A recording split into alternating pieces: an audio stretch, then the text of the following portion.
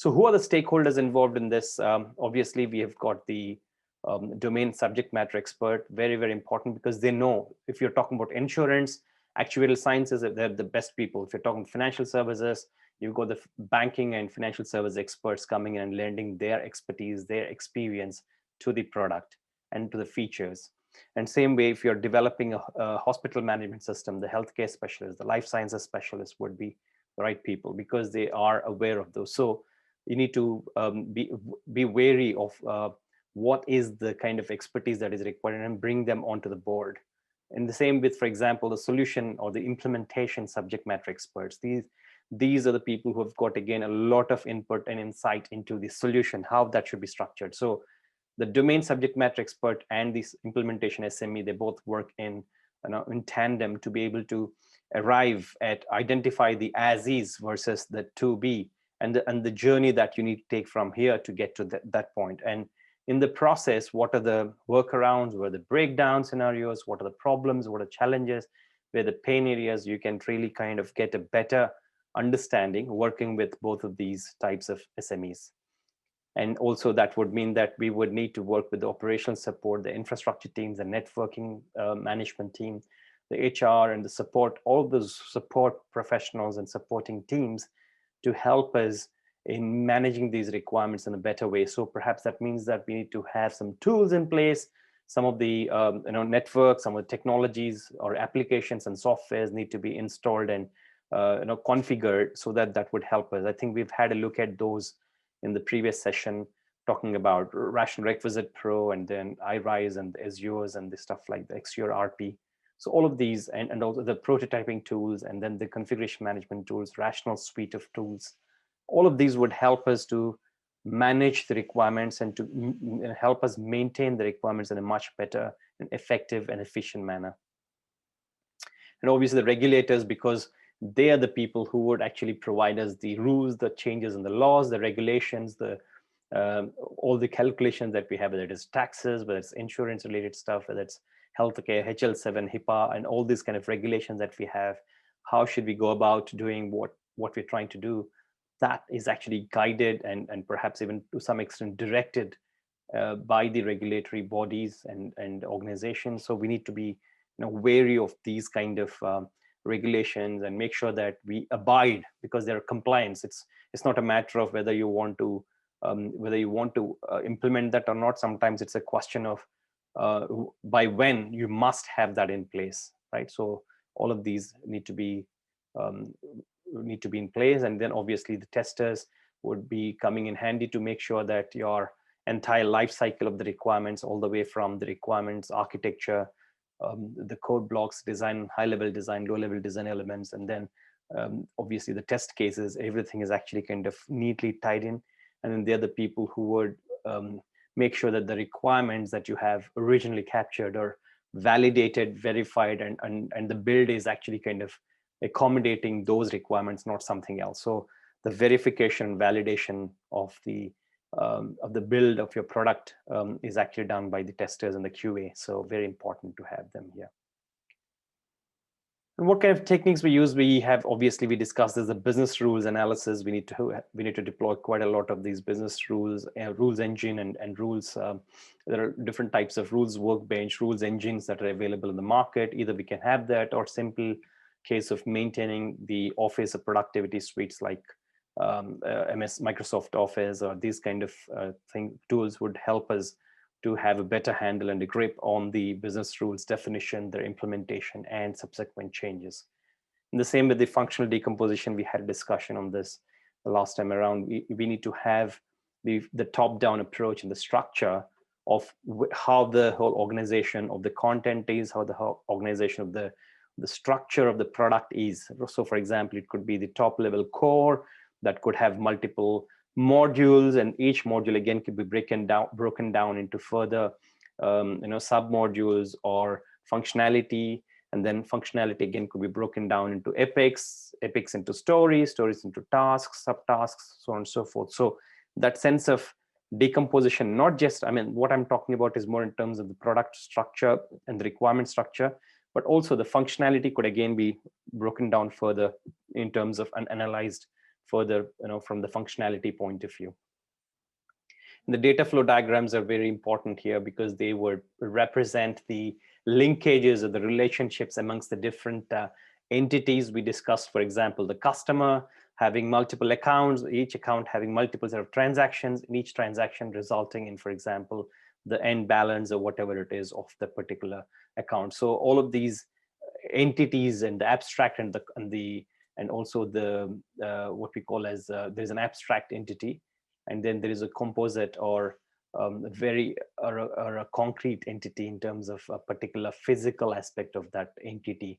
So for each of these, how do they tie together? So you've got a person that is me, and I can have an account with a particular bank. So account basically is not me, it is representing me. So that is an abstract entity, whereas me being a person having a sort of physical characteristics like name and the demographics and the experience and the qualifications and my age and everything else would constitute what we call as a concrete definition of me being an entity, right? So, and then you create that abstract entity called account, and then account will have transactions again, which are basically abstract.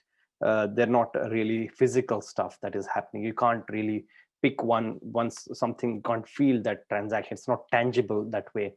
So all of these need to be defined well, and that's what we actually try and represent in the data flow, data models, data flows, and that would help where the data is coming in, where the data is going into, what kind of information is exchanged, what kind of reports are being generated, where is it stored, how is it retrieved. All of this information is again, part of the DFDs, the data flow diagrams.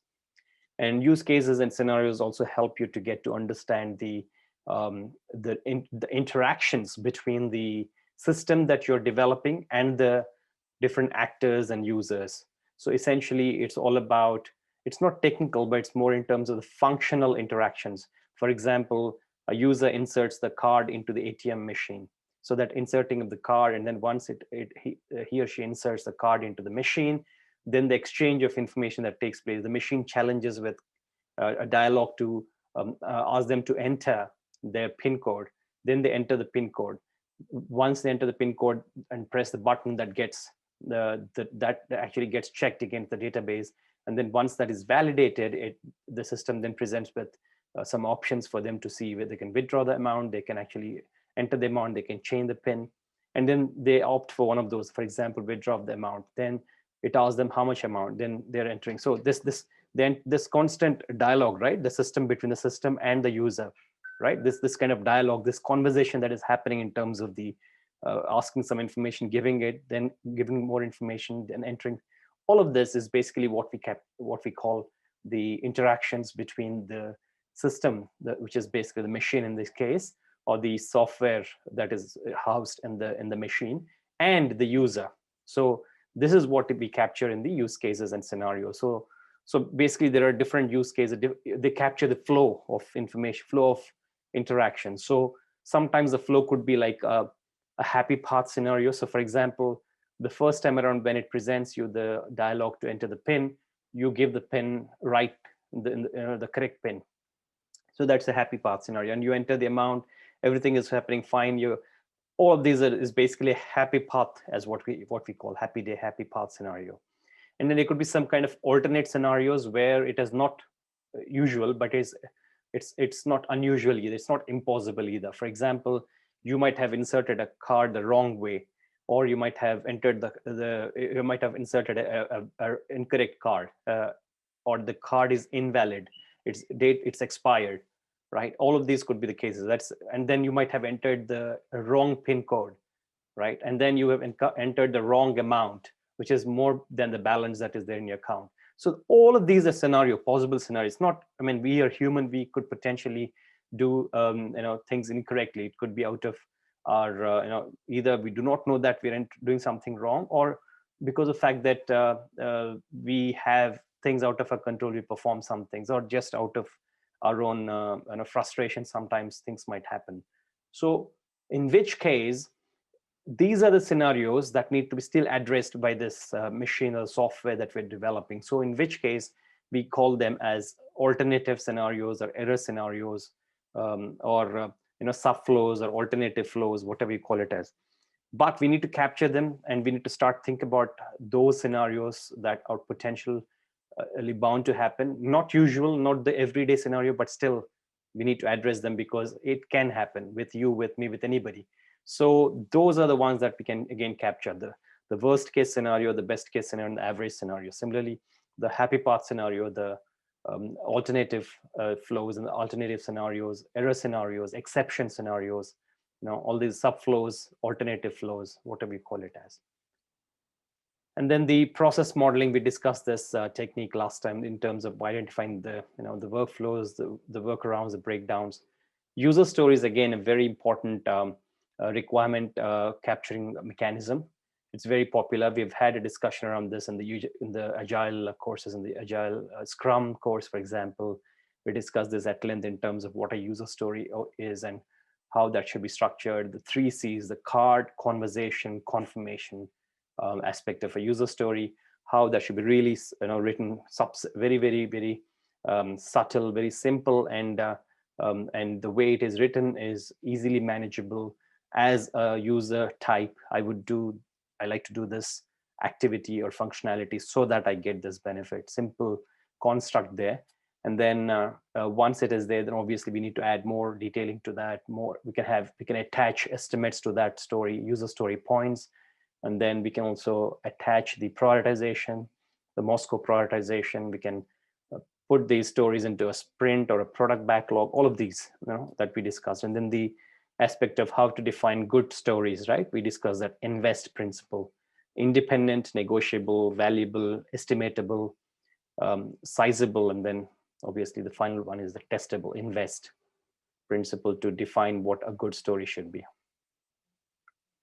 And data modeling, again, we've just discussed that in the context of data flow, that we need to have a conceptual understanding of what are the different entities, how they're related to each other, and then how we as BAs need to come up with a kind of relationship diagram. We call it as ER diagram, but nowadays it's called logical data model or conceptual data model, which is basically what we were doing about 20 years ago in the context of ER, entity relationship model, ER models.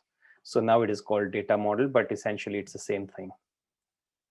And document analysis is basically the reference of the documents, of related manuals, references, going through the documents, or even we ourselves being users trying to write the documents, trying to document and look at what we have been doing in terms of the sampling and the activity reports and activity cards being written by the end users. So all of these are basically the sources for the secondary research sources for the document analysis for the team as well. So very important that we maintain those as well.